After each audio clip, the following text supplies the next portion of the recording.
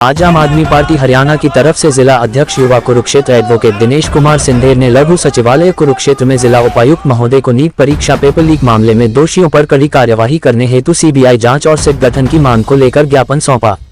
ज्ञापन के माध्यम से छात्रों के भविष्य, मेहनत और मानसिक दबाव को ध्यान में रखते हुए निष्पक्ष जांच तथा भविष्य में ऐसी घटनाओं को रोकने के लिए सख्त कदम उठाने की मांग की गई। देश का युवा दिन रात मेहनत करता है, लेकिन पेपर लीक जैसी घटनाएं उसके सपनों और भविष्य पर सीधा प्रहार हैं। छात्रों के साथ न्याय होना चाहिए और दोषियों को कठोर सजा मिलनी चाहिए। इस मौके पर एडवोकेट जवाहर लाल गोयल जी प्रदेश उपाध्यक्ष लीगल सेल, भरत बरार जी प्रदेश संगठन सचिव ASAP, Aniket Singh ji president ASAP, नबी घावरी जी पूर्व चेयरमैन प्रत्याशी प्रतिनिधि थानेसर, गोपाल मेहरा पूर्व जिला अध्यक्ष labour wing, advocate Jatin Bhardwaj AAP जिला मीडिया प्रमुख, सतीश कुमार जी जिला अध्यक्ष SC सेल, गुरप्रीत सिंह जी जिला अध्यक्ष OBC सेल, वाम आदमी पार्टी कार्यकर्ता मौजूद रहे। फोल्डेड हैंड्स, आम आदमी पार्टी हरियाणा। जी सर, क्या कहना चाहेंगे? आज आम आदमी पार्टी के जो वर्कर हैं, इन्होंने आपको ज्ञापन दिया है। मैडम, कमिश्नर साहब के माध्यम से सरकार को पहुंचा देंगे। इस पर जो भी कार्रवाई करेंगे सरकार कमिश्नर साहब के माध्यम से करवाएंगे।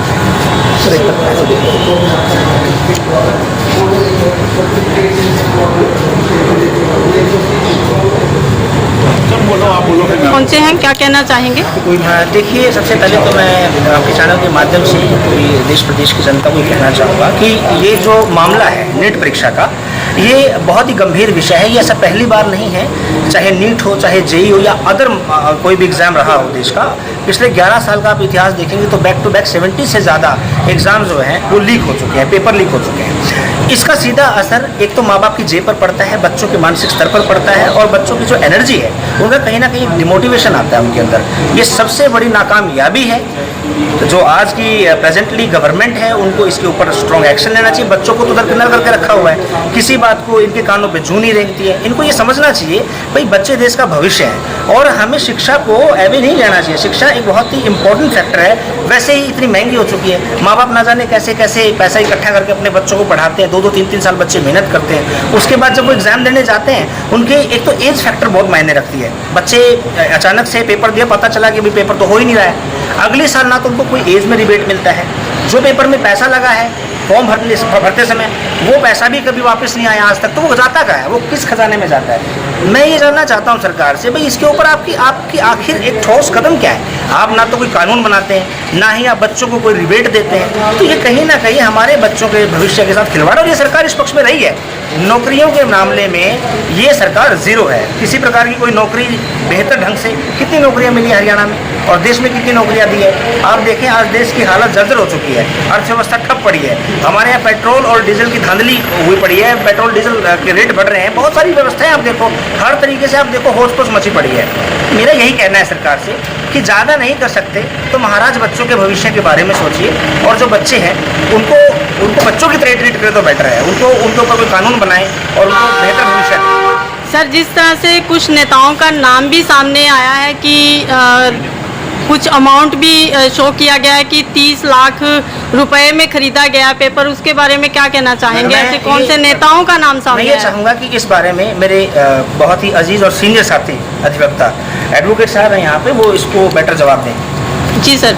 मैडम, आपको पता होगा कि पिछले 5-6 सालों में ये चौथा 5वां बार है कि नीट का एग्ज़ाम जो है वो इस तरीके से कैंसिल किया गया है जी। और 2024 में विशेष तौर पर सुधीर सिंह IAS जो थे वो इस मामले में पकड़े गए, उन पे क्रिमिनल केस चला। लेकिन मोदी सरकार जो है, जैसा कि देश को पता है, लुटेरों की सबसे बड़ी सरकार अगर कोई है तो मोदी सरकार है। उस सुधीर सिंह का इन्होंने क्या किया, पहले तो उसको 1.5-2 साल जमानत नहीं मिली, बाद में इन्होंने मिली भगत करके जमानत दिलवा दी मोदी सरकार ने, और पहले उसे केंद्र में मंत्री बनाया और बाद में छत्तीसगढ़ का जो मुख्यमंत्री है उनके मुख्यमंत्री के प्रधान सचिव सुबोध सिंह जी को बना के, क्योंकि वो लूट करने में एक्सपर्ट हैं।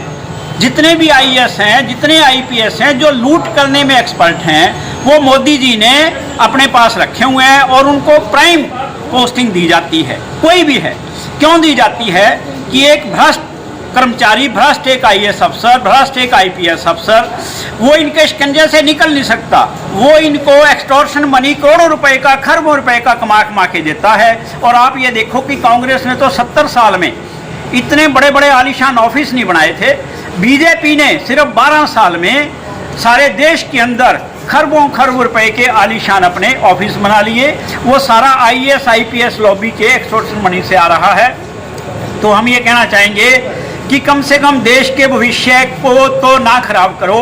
आप तो मोदी जी चौथी पास होके नहीं हो, आप तो अपनी डिग्री भी नहीं दिखा रहे, लेकिन जो बच्चे क्वालिफाइड हैं, जिनके माँ बाप ने उनके ऊपर पता नहीं अपनी जेब काट के, किसी ने मजदूरी करके, किसी ने, हमारी माता बहनों ने बर्तन मांज के अपने बच्चों को पढ़ाया है, और अगर एक पेपर इस तरह से कैंसिल होता है तो बहुत से हमारे युवा साथी, बहुत सी हमारी बच्चियाँ वो सुसाइड करने पे भी, अपने आप को सुसाइड में भी झोंक देती हैं।